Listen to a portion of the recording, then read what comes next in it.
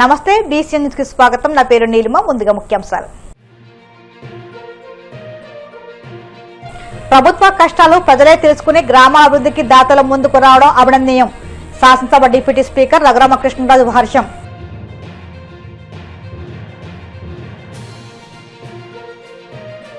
ఏపీని కరువు రహితంగా మార్చడంలో పోలవరం కీలకమన్న మంత్రి నిమ్మల. గోదావరి కావేరీ అనుసంధానంపై ప్రభుత్వం దృష్టి సారించిందని వెల్లడి.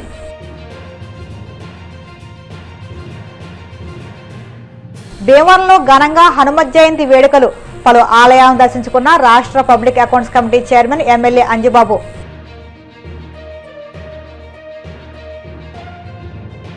అమరావతి పేరుతో ఆంధ్ర రాష్ట్రాన్ని సర్వనాశనం చేస్తూ ప్రజల భవిష్యత్తును కూటమి ప్రభుత్వం తాకట్టు పెడుతుంది.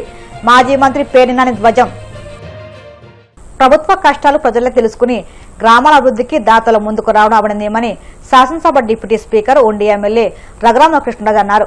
పశ్చిమ గోదావరి జిల్లా ఆకువీడు మండలం గొమ్మలూరు అప్పారావుపేటలో పలు అభివృద్ధి కార్యక్రమాల్లో ఆయన పాల్గొన్నారు. సీసీ రోడ్డు అప్పారావుపేట గొమ్మలూరు రహదారిని ఆయన ప్రారంభించారు.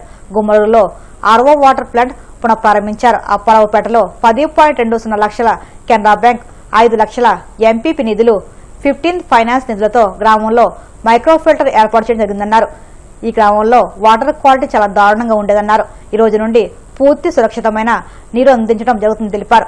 అసంపూర్తిగా మిగిలిపోయిన పాఠశాల భవనాన్ని దాతలు పూర్తి చేయడం అభినందనీయమన్నారు.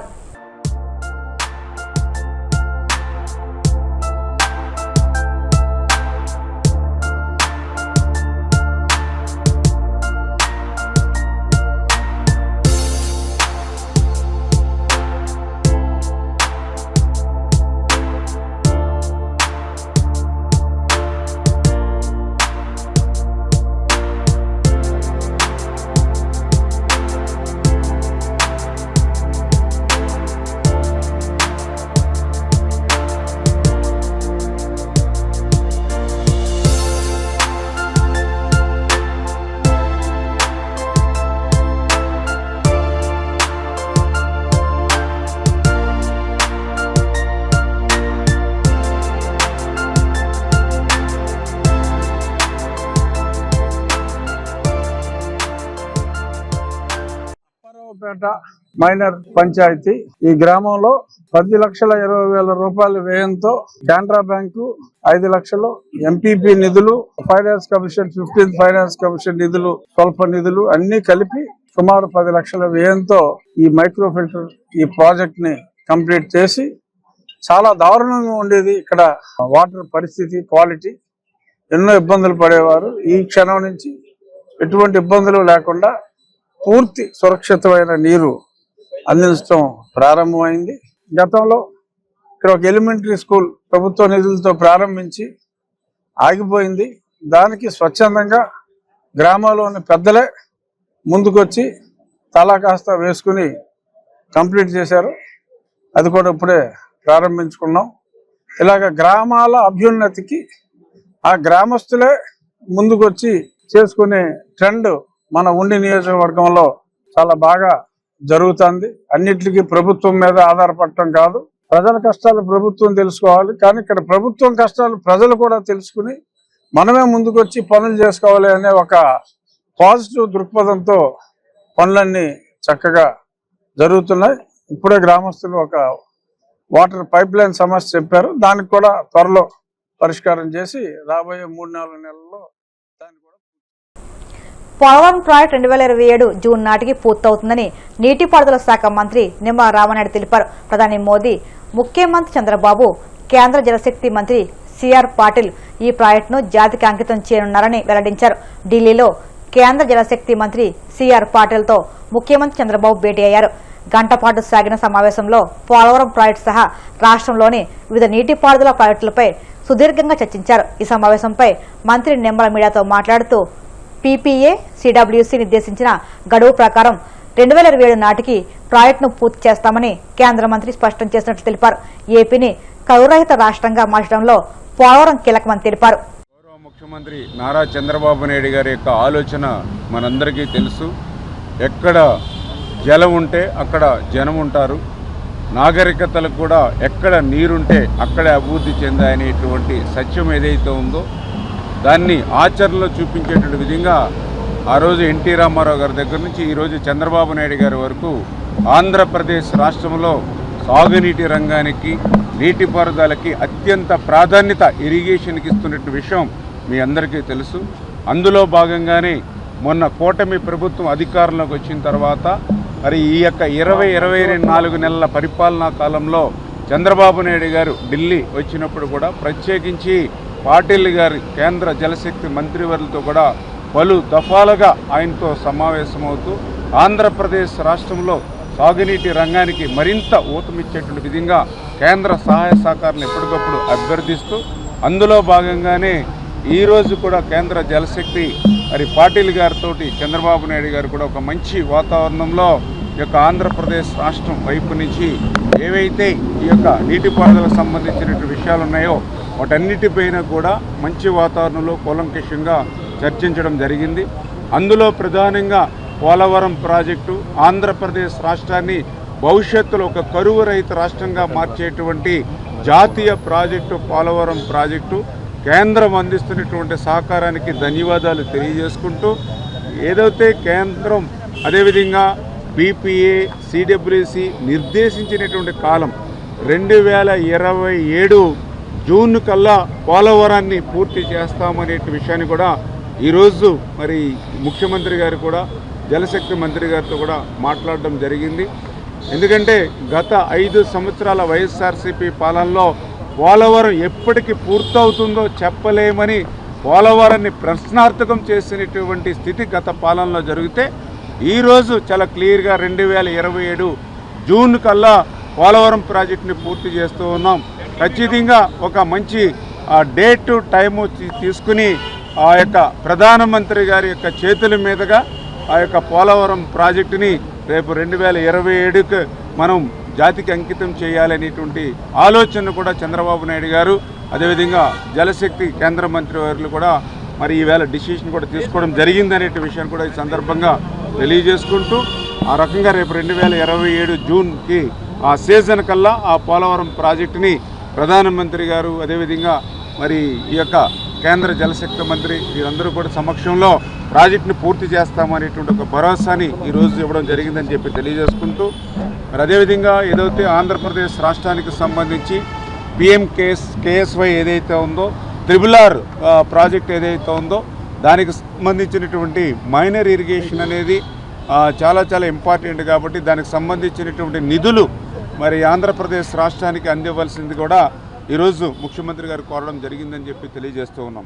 పశ్చిమ గోదావరి జిల్లా భీమవరం సుంకరపద్ద వీధిలోని 25 అడుగుల శ్రీ అభయ ఆంజనేయ స్వామి ఆలయంలో మంగళవారం శ్రీ హనుమత్ జయంతి వేడుకలను ఘనంగా నిర్వహించారు. రాష్ట్ర public accounts committee chairman MLA Pulaparthi Ramanjaneyulu స్వామివారిని దర్శించుకుని వేడుకలను ప్రారంభించారు. ఈ హనుమాన్ జయంతి అందరి జీవితాల్లో ఆరోగ్యం, సంతోషం, ఆనందం తీసుకురానున్నారు. హనుమాన్ ఆశీస్సులు ఎల్లప్పుడూ ప్రజలందరిపై ఉండాలని కోరుకుంటున్నానని ఎమ్మెల్యే అన్నారు. రాజ్యసభ మాజీ సభ్యురాలు తోట సీతారామలక్ష్మి, గణిరెడ్డి త్రినాథ్, లంకి చిన్ని, ముచ్చకర్ల శివ, ముచ్చకర్ల సుబ్బారావు, బాలాజీ, కొండ్రు శ్రీనివాస్, ఆలయ కమిటీ సభ్యులు పాల్గొన్నారు. భీమవరం పాత బస్టాండ్ ఆవరణలోని అభయ ఆంజనేయ స్వామి ఆలయం వద్ద హనుమత్ జయంతి వేడుకలను బస్సు ఓనర్స్, ఒంటెద్దుబళ్ల సంఘం, పాత బస్టాండ్ అభివృద్ధి కమిటీ ఆధ్వర్యంలో నిర్వహించారు. ఎమ్మెల్యే అంజుబాబు స్వామివారిని దర్శించుకుని అన్న సంరాధన ప్రారంభించారు. అదేవిధంగా మారుతి టాకీ సెంటర్లోని శ్రీ దాసాంజనేయ స్వామి దేవస్థానంలో స్వామివారికి మహాన్యాసపూర్వక ఏకాదశ రుద్రాభిషేకాలు నిర్వహించారు. అనంతరం అన్నాభిషేకం, అన్నప్రసాద వితరణ నిర్వహించారు. అధిక సంఖ్యలో భక్తులు స్వామివారిని దర్శించుకున్నారు. అమరావతి పేరుతో ఆంధ్ర రాష్ట్రాన్ని సర్వనాశం చేస్తూ ప్రజల భవిష్యత్తును కూటమి ప్రభుత్వం తాకట్టు పెడుతుందని మాజీ మంత్రి పేర్ని నాని ధ్వజమెత్తారు. రాజధాని ప్రాంతంలో సామాన్య రైతులకు ఒక నీతి, బాబు బినామీలకు మరో నీతి అమలు చేస్తూ వ్యవస్థీకృత వివక్షకు తెరలేపారని ఆయన మండిపడ్డారు. కోర్ క్యాపిటల్ పరిధిలో 1,500 చదరపు అడుగుల వైశాల్యంతో చంద్రబాబు తన ప్యాలెస్ ను ఏడాదిలోనే పూర్తి చేసుకుంటున్నారని, కానీ రాజధాని నిర్మాణాలను మాత్రం అద్దాల పేరుతో దోపిడీ చేస్తూ గాలికి వదిలేస్తారని విమర్శించారు. అభివృద్ధికి ఆకర్షణీయమైన మార్గాన్ ప్రతిపాదనను పక్కన పెట్టి కేవలం క్విడ్ ప్రోకో కోసమే అమరావతి తంతు నడుపుతున్నారని తీవ్రస్థాయిలో ఆగ్రహం వ్యక్తం చేశారు. వైఎస్ఆర్ కాంగ్రెస్ పార్టీ అధ్యక్షులు వైఎస్ జగన్మోహన్ రెడ్డి గారు, అయ్యా అమరావతి పేరుతో ఆంధ్ర రాష్ట్రాన్ని సర్వనాశనం చేయొద్దు, రాజధాని నిర్మాణం పేరుతో ఆంధ్రప్రదేశ్ రాష్ట్ర ప్రజల యొక్క భవిష్యత్తుని సర్వనాశనం చేయొద్దు, తాకట్టు పెట్టద్దు. దానికి అమరావతిలో ఇన్ని లక్షల కోట్లు అప్పులు తెచ్చి పోసే బదులు, లేదా అన్ని లక్షల కోట్ల రూపాయలని ఖర్చు పెట్టి అక్కడ ఏమొస్తుందో, ఏం జరుగుద్దో, ఎప్పటికి అవుతుందో, చంద్రబాబు నాయుడు గారి యొక్క కలలకనేటువంటి రాజధాని మరో 25 ఏళ్ళకు అవుతుందా, 50 ఏళ్ళకు అవుతుందా, లేదా ఎప్పటికి అవుతుంది అనేది చంద్రబాబు నాయుడు గారికే కాదు,